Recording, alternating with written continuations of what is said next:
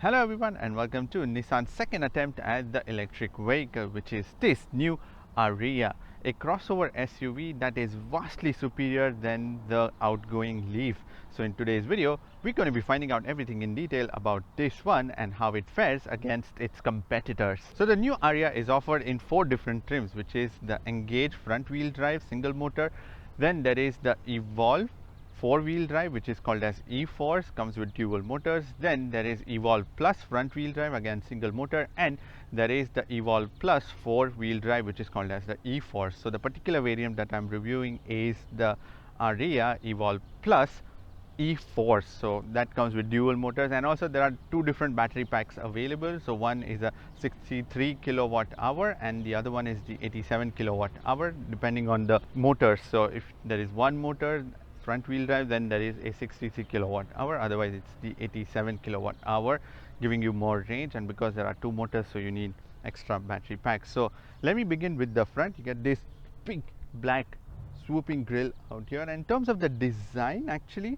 this car looks quite unique for even an electric car, because otherwise the electric cars are quite boxy because they have to be more aerodynamic, but this does that quite efficiently and seamlessly, I would say, because this is much more roundish curve out here in the front, this grille, and it's got some of the designs on the inside. This Nissan badging is also illuminated. This is a part of the optional extra, but yeah, this is what you get on this thing. At the bottom, more glossy plastic bumper with opening, because this also has liquid cooling for the batteries and also comes with a heater for the battery, so that it's much more easier during the winters or the summers to keep the temperatures in check. And there are also fog lights given. These are the LED fog lights given on either side, a bit tiny that way. And if you're wondering if there is space on the inside, because this is an electric car and it should also come with the front space, which is called as trunk plus frunk,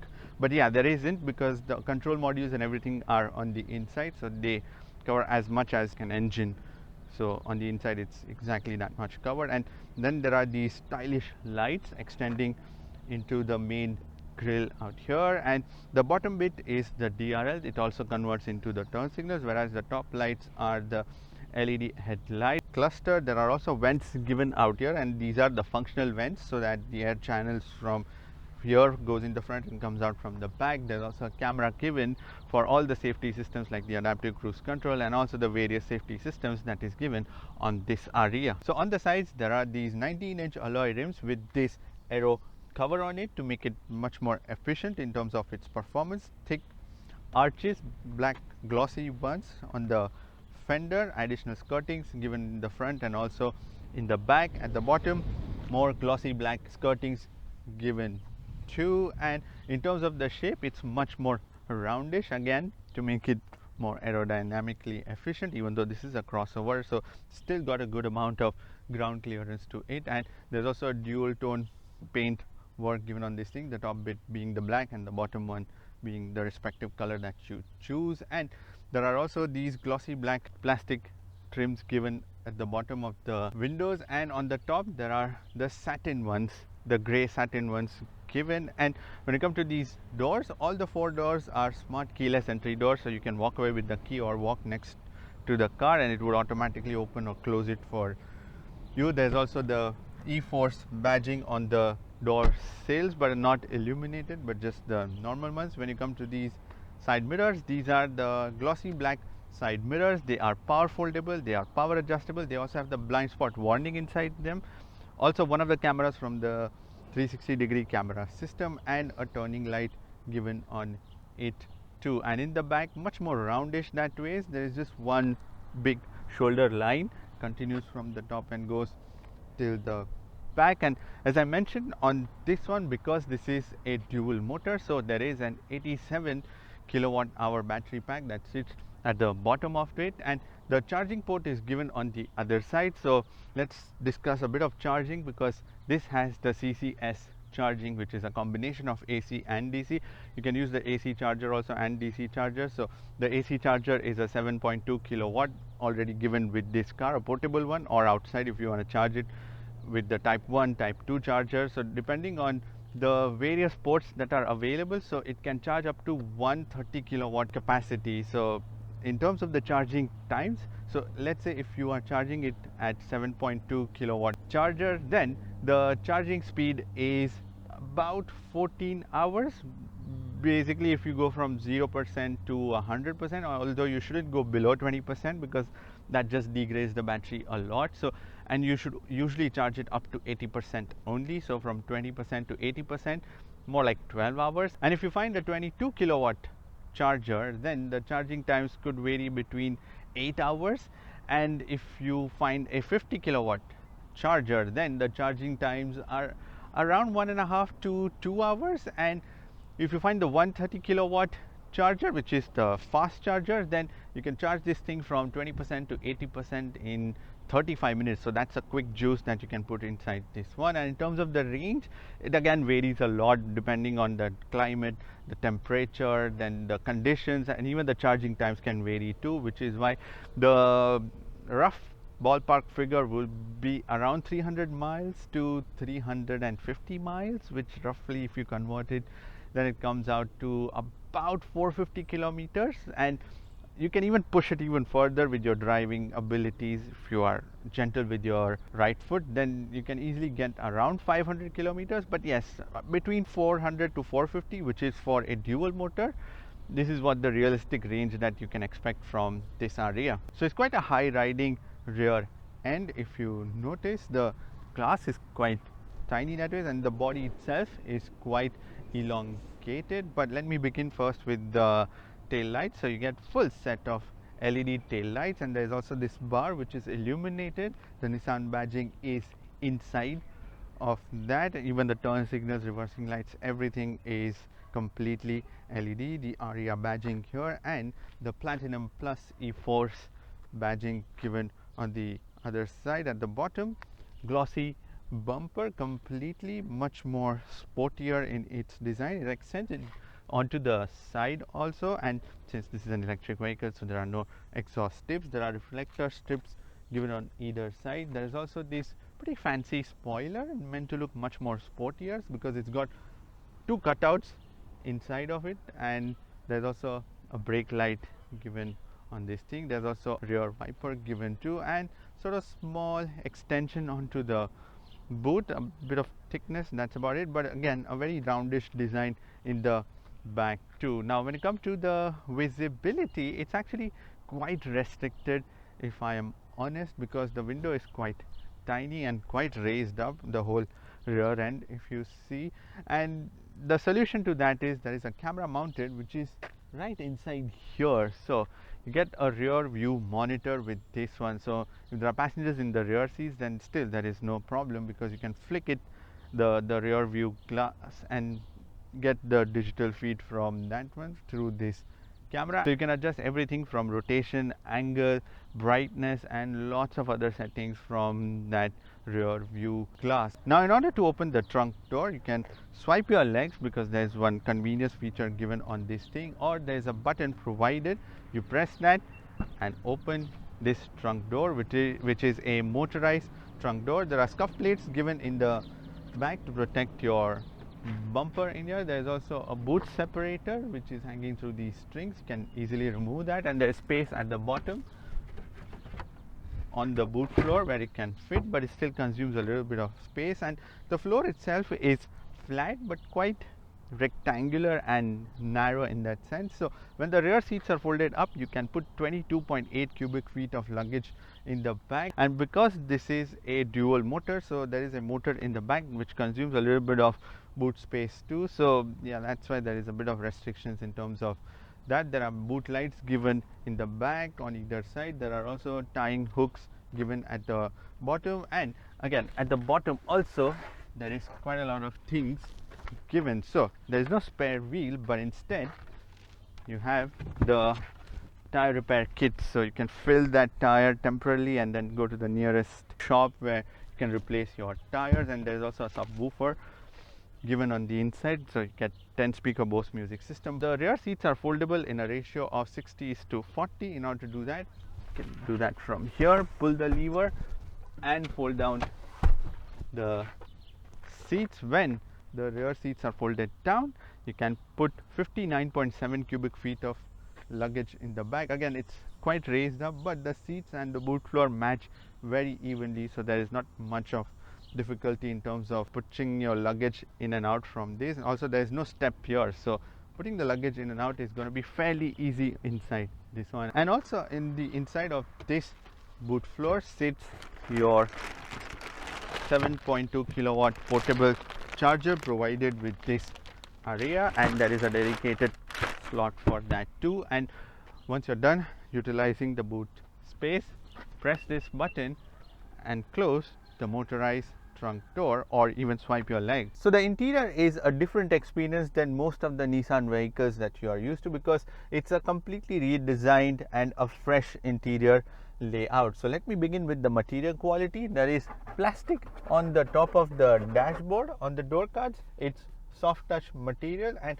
on the sides there is suede material. Even on the dashboard there is suede material, and then this bronze lining and continues and goes till the end of the dashboard. And on the door cards also, there is, like where the door handles are, there is normal plastic, and then where you're going to be resting hands, that's leather covered. There's also this real wood behind which lies these haptic buttons, and even real wood given on this center console and also extended onto the back. And there is also something unique about this center console. I'm going to come to that, but there are like very limited buttons given on this thing. Most of them are just touch buttons, the haptic touch buttons given on this dashboard. For the air conditioning controls, only the start stop switch is button operated.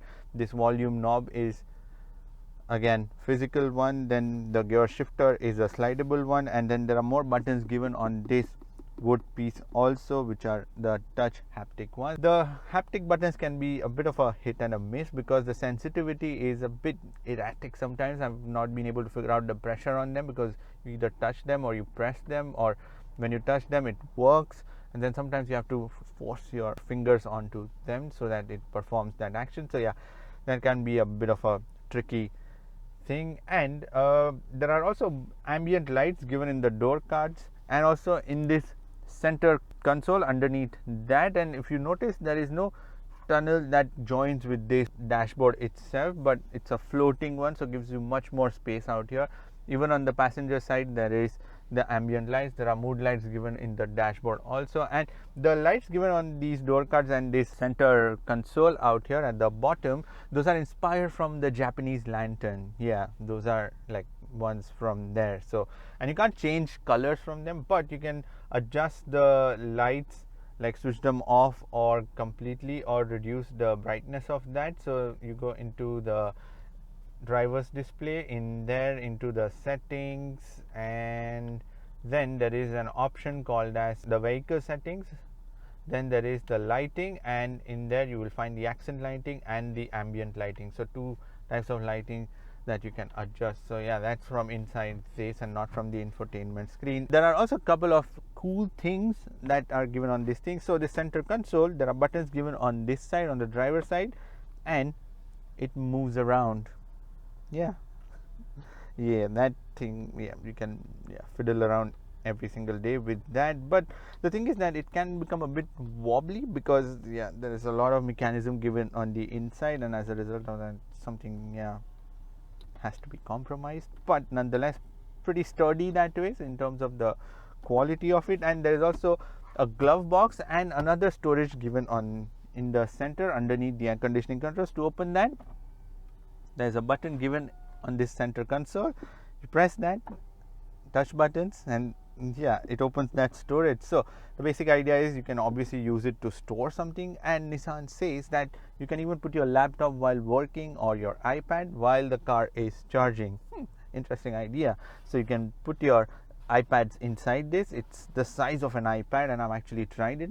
Put it and then take it around all the time, so when you're charging you can watch something from that, and when you don't need it, it just folds. I mean, there are too many motorized bits involved in all this, so which is why the long term reliability is something that needs to be taken care of. Now when it comes to the driver's display, there is a 12.3 inch digital driver's display, and it's pretty bright and crisp and quite straightforward, but a lot of information going on your screen. So let me begin. So on the left side there is the meter that shows you how much energy or the power you are using from the batteries, and on the right side there is speedometer, and in the middle there is information. So that information can be changed using the scroller dial given on the left side on the steering wheel. Very easy to figure that out. So the first option is the compass, then go down, blank if you want to leave it, then the drive computer where there is the trip computer 1,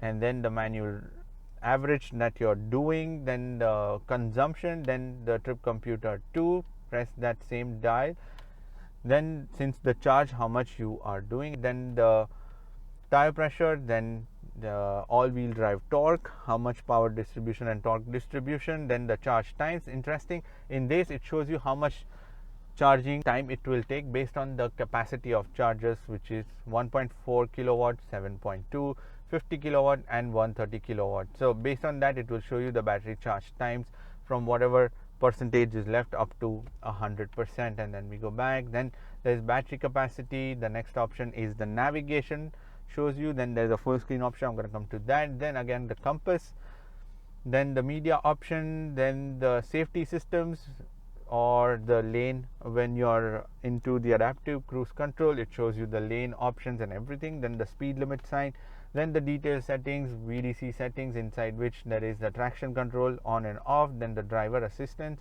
then the personal display. If you go inside, then there is information given on the left hand dial in the middle. That information you can change, energy, economy, trip, gear position, all of that, average speed, so many options. You can leave it in blank also.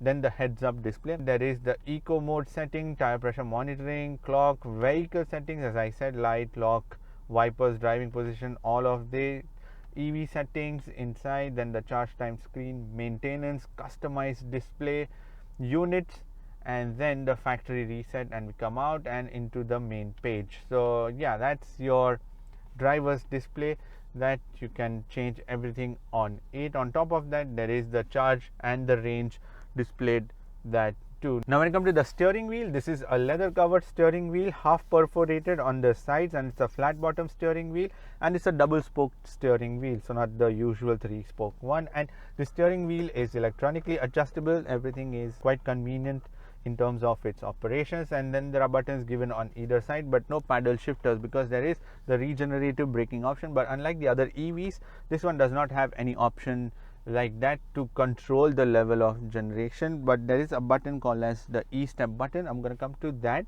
which is used for the regenerative braking. Either it's on or it's off, and that's about it. So there are buttons given on the right side for the adaptive cruise control, all the buttons, and all your voice control buttons, whereas on the left side there are buttons given for the media controls and also the controls to change the driver's information display. There's also another button given to change the view, the display view on the driver's display. You press that and you can change the meter view, so it makes the dial disappear and the full screen is used for the information, and that's where you can go into your navigation and have full maps shown on your driver's display. And also all the information that we saw before, you can scroll through all of those options using this option too, but I prefer the meter standard view where you can see both the dials. I'm just too used to that. Then there is audio source, driver assistant, and personal display.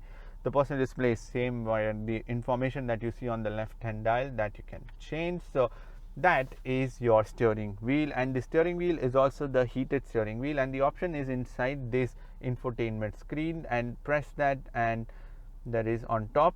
You press that and that switches on the heated steering wheel. When you come to the air conditioning controls, there are button operated air conditioning system and also options given inside the infotainment screen, so it's either or, you can use whichever option you want to. And you get dual zone air conditioning system on this Ariya, and in order to start the operation, on off button is given in the center, but as I said, it's touch haptic buttons, so there's a feedback, but then yeah, you still have to be precise what buttons you're pressing. And as I said, the pressure sometimes can be varying is what I've found. And straightforward on and off button, then the buttons on either side to change the fan speed and also the temperature on either side. As I said, it's dual zone. Then the recirculation of air, switch it on and off, and also there is information shown on your infotainment screen. Also, if you want to change quickly while on the move, then you can press this seat button given on either side, which is on the infotainment screen. So there are heated and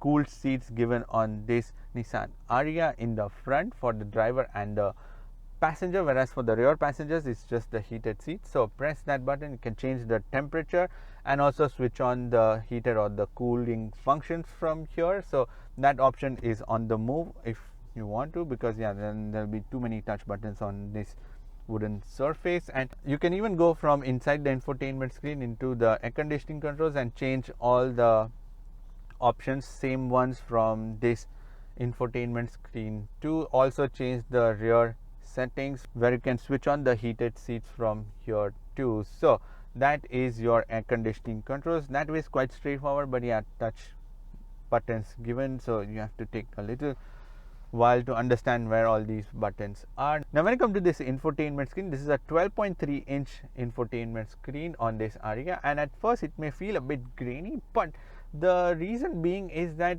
first it feels like it's gotten a 3D graphics given on this, and which is why it makes the screen feel a bit on the lower side in terms of the quality of it. But it's also loaded with quite a lot of graphic because it takes a little while to show you the graphics.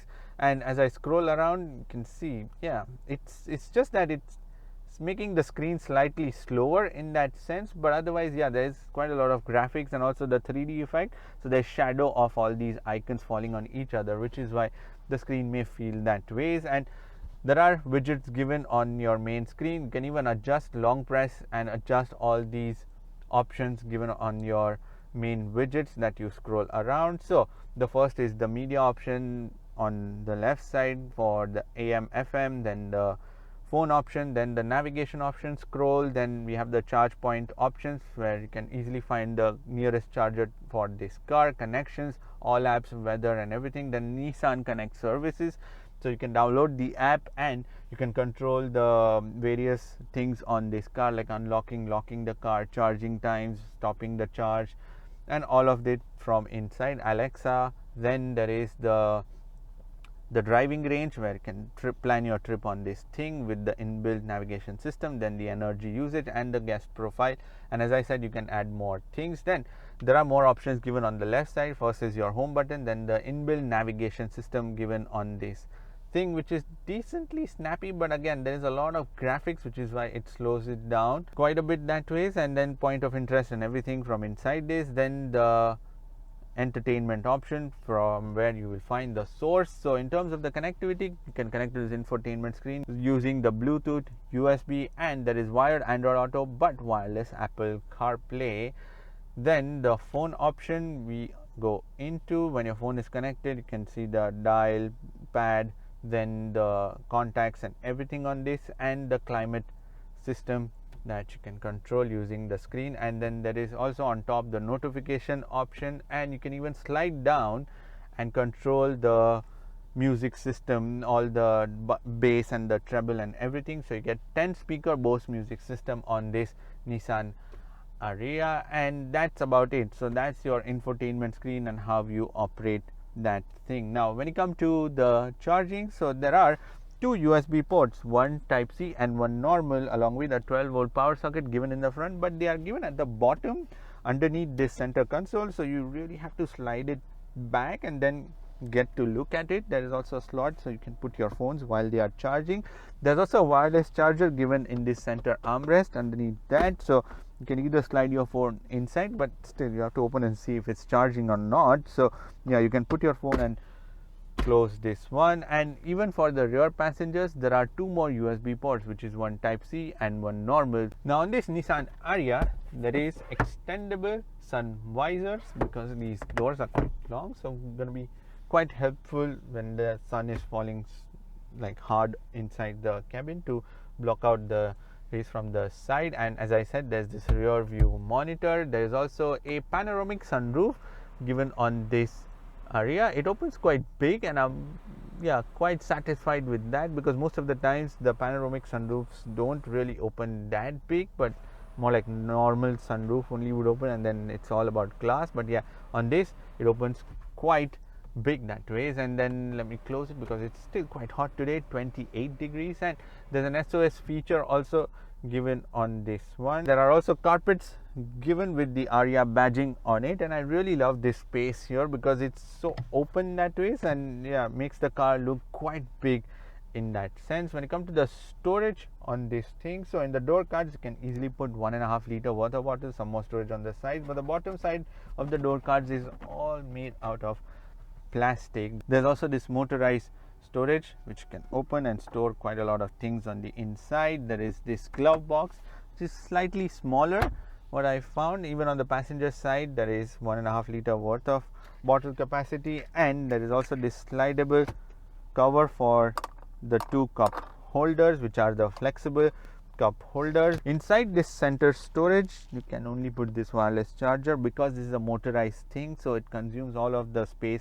To give any space on the inside, just in the back you can put your wallet or the keys. That's about it. The thing is that the armrest which is given in the center and the one on the door cards, it's slightly off. So this one is a raised in the center and the other one is on the lower side in the door cards, so you sit a little uneven when you're resting your hands. So yeah, that's the only thing in terms of the ergonomics, that's a little uneven. And in terms of the gear shifter, it's a slidable one, so directly put it into D, neutral, or the reverse, and parking. So that's quite easy and conveniently located in terms of the position. Now there is a heads-up display given on this Ariya, and in terms of the visibility, it's pretty bright and crisp, and there are buttons given on the left side. So one of the buttons is for the heads-up display. You can press that button and switch it on and off from there. Then there is the lane keep assist button and the brake hold button and the charging button. So if you want to cut off the charger, you can press that button and it switches off the charging. And to open the trunk door, there's a button given for that. So the heads up display shows you a fair bit of information like the navigation, then the cruise control information, and in order to change anything for that, then you go into the settings, and there is the head up display. Go inside, you can change brightness, height, rotation, and the content selection, in which navigation, driving assist, speed limit, audio, and telephone or SMS information that it will show you on that. Now when it comes to these seats, these are black colored dual material seats. The middle bit at the lower side is the suede material, and on the top side is the leather material, and they are perforated seats because they are heated and the cooled seats. And the cooling feature on these seats is absolutely amazing, because the moment you switch on that ventilated option, your bottoms and the back really cool quite quickly, and that's one of the fastest I've found on any cars that I've sat in. And Nissan in general are quite good with the cooling systems, and even on this car today, when there is like 28 degrees, it's cooling the car quite well. And in terms of these seats, so the side support and at the bottom is quite decent. These seats are more on the sportier side, but because of this suede material, they are quite comfortable that way. Even at the bottom there is good amount of support, and there is good amount of support even in the back. Like the seats are nicely hugging you from the back, and these headrests are a bit on the harder side is what I found. They are also leather covered. And in terms of the adjustability of these seats, so the driver side seat is 8-way electronically adjustable and 4-way lumbar adjustment, whereas the passenger side seat is just 8-way electronically adjustable. And one more thing is that when you're adjusting the seats, it shows you on your display itself what you're doing. So yeah, in case you're confused what part of the seat is moving, then yeah, this is just easier to guess in terms of its operation. Now in the rear, things are spacious enough for a crossover. So in terms of the knee room, there is almost a palm full worth of knee room in the back, and the headroom is decent. Someone about 6 feet will be able to sit in here, although someone about 6 feet will start brushing later on for sure. But there is a bit of a curve that is given to increase the height given, and the floor itself is quite raised because the battery pack sits at the bottom, which is why the angle that you see my legs are making, that's because I'm sitting quite low down to increase the head space, and as a result of that, yeah, it misses a little bit of support underneath my thigh too. And I cannot really slide my legs also under the seats because there's not much room left after that. Plus the seats are actually quite reclined if you look at my posture, how I'm sitting, and the seats are like the reclining feature is adjustable, but it does not come in the front, but like it only goes till the back and it further goes even more reclined. So yeah, there is slight bit of adjustment available on these seats. Also, when it comes to these seats, these are again the black color seats, the dual material. So the middle bit is the suede one, and on the edges and on the top it's leather. There are 3 headrests given too, and the seat comfort is again quite comfortable in terms of the daily usage if there are passengers using. And also there is not much of a tunnel. In fact, there is no tunnel because there is just batteries in here. So it's a flat floor, and there's also a middle seat provided. So once you sit in the middle, yeah, the bottom bit is quite soft that way. The back rest, yeah, that's a bit hard, and the reason for that is there is a hand rest provided with 2 normal cup holders on the inside, and the hand rest is long enough so you can rest your hands as well as put your drinks inside and use both the functions at the same time. And the seats also have a bit of a curve to increase the knee room here, but in terms of the overall comfort of these seats, it's decent. I would say they are broad and they are bench type setup. In that sense, there's not much side support on either side of the seats, and the seats on either side bearing the middle seat is the heated seats, and the buttons are given in this center console. When you come to the door card qualities, it's soft touch material on the door cards, and look at the windows, they are quite long that way. And again, out here in the door handles, there is the suede material, and at the bottom of that there is just normal plastic. Where are going to be resting hands, that's leather covered.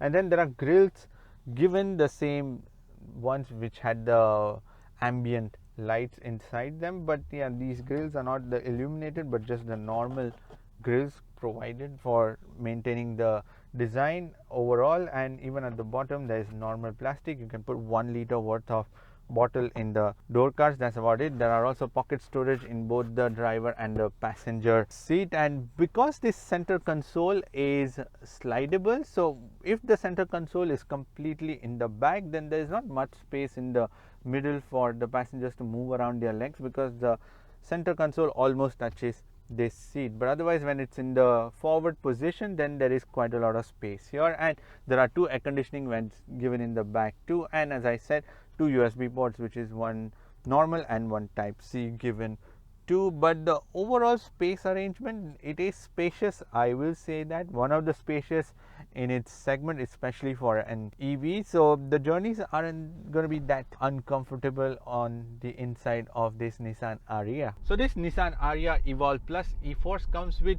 2 motors, one in the front axle and one on the back, and combined they produce 389 horsepower and 442 pound-feet of torque. And because these are electric motors, there is no gearbox or anything, so straight the power goes onto the wheels. Now when it comes to the performance from them, it's just like the EVs should be. It's fast, it's rapid, it's responsive, and there are 4 different driving modes. So there is sport, standard, eco, and the snow mode. Snow mode is if in case you want this car to be driven in the snow and you want more traction out of it, then yeah, the 4-wheel drive snow mode is where it would give you a proper torque and power in that sense. And if I put it in the sport mode, the throttle response is rapid.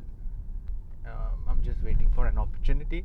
So yeah, it's there. Yeah, those 389 horsepower and 442 pound-foot of torque is ample for this car. And because this is a tall car that way, so yeah, you do feel like you're driving a big car in that sense. And this one comes with 87 kilowatt hour battery pack. As I said, the range can vary depending on numerous factors, the driving and everything. So you can get about 400 to 450 kilometers of range on a single charge. So in terms of the efficiency, in long runnings I've managed to get around 17 to 18 kilowatt hour per 100 kilometers, and inside the city somewhere around 21 to 22 kilowatt hour per 100 kilometers, which roughly, if you convert it, it goes to about 4 to 4.5 kilometers per kilowatt hour. So yeah, that's the calculation that comes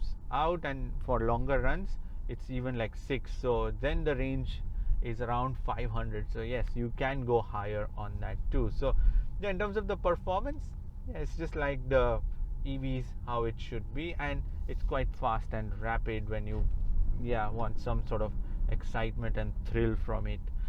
Now when it comes to the suspensions, they are on the harder side. I will be straightforward. The reason being that there are two electric motors, and also there's a bigger battery pack, so it's heavier, so which is why the car needs a lot more damping power and also the proper heavy duty suspensions. And some of the bumps sometimes are quite audible also from these suspensions, like the bumps are like constant thudding. Sometimes you can hear them, but otherwise the damping can take a little longer sometimes to just damp out some of the bumps. But yeah, these seats are comfortable, so that makes the comfort inside this thing quite pleasant. Now when it comes to the steering, this is an electronic steering on this Ariya, and in terms of the feedback, it's good enough. I will say there is good amount of feedback from it. You can feel the weight from the steering, and it's also calibrated and progressive in a way that it becomes heavier at higher speeds, and also the steering responds quite well to the input. So yeah, I can exactly understand how much precision I need in terms of the steering. Now when it comes to the brakes, there are 4 disc brakes on this Nissan Ariya, and in terms of the performance, the brake pedal, I found it to be a bit spongy and a bit dead at the start, and also there's a bit of long travel also to it, so yeah, it takes a little longer. Plus this, as I mentioned, has the regenerative braking system on this, so it automatically regenerates the energy from those brakes. And in order to switch it on and off, there's an e-step button given. You can switch it on or you switch it off, and the car basically free flows. Then you realize how much braking and energy regeneration is happening, and the regeneration is actually quite impressive because it puts a lot of energy back, especially if you're going at higher speeds. So now you can hear some of the thuddings and the noise from these suspensions, especially when I'm going on these bigger bumps on this, but the car remains quite calm and stable all the time. So yeah, not too bad. Now when it comes to the noise and the vibrations, there's not much because the build quality is quite good, the panel gaps and everything is quite decent, and the only noise is sometimes the wind whooshing, that's about it, but no tire noise. And because these tires are again 19-inch ones, so yeah, they don't offer much of damping from their side. Otherwise 18-inch would make it a lot more comfortable in terms of the everyday driving, because they will soak up a few of the bumps too. When you come to the safety systems, there are 8 airbags, 2 for the front driver and the passenger, 2 side airbags for the driver and the passenger, 2 for the rear passengers also. There are also 2 curtain airbags given in the frames. There is also child isofix points in all the 3 seats in the back. There is also a 360-degree camera system, but that 360-degree camera system, the quality of that can be improved is what I feel. The feed is a bit grainy sometimes, and yeah, especially at night, although you can adjust the brightness and everything, but it still lacks that proper good quality 360-degree camera system. And because this car is quite advanced, even the cameras can improve in that sense. It's just that it. And also it makes a chiming sound when reversing. There's also tire pressure monitoring system. There is also ABS. There is the lane keep assist, the lane departure warning, adaptive cruise control, blind spot warning. So many different safety systems, so all of them are provided. There's also a rear passenger alert, so if there is anything or even there are things in the back, you are alerted for that. Then the front and the back collision warnings, there are parking sensors and everything on this thing. And it also comes with auto parking feature, which I have given it a go, and it works quite flawless, and it identifies the parking gaps where this car can fit in, and also you can customize it to perpendicular parking or parallel parking. So yes, that thing works quite efficiently. Obviously everything comes at a price. So when it comes to the pricing, so the base variant, which is the Engage front wheel drive, comes in at around $55,800. I'm going to put the exact price on your screen. Whereas this top spec, which is the Evolve Plus E-Force, comes in at $67,800. So the thing is that you get $5,000 or even more based on the provinces for the green vehicles from the government of Canada. So if you discount that, then the prices come to around $62,000 and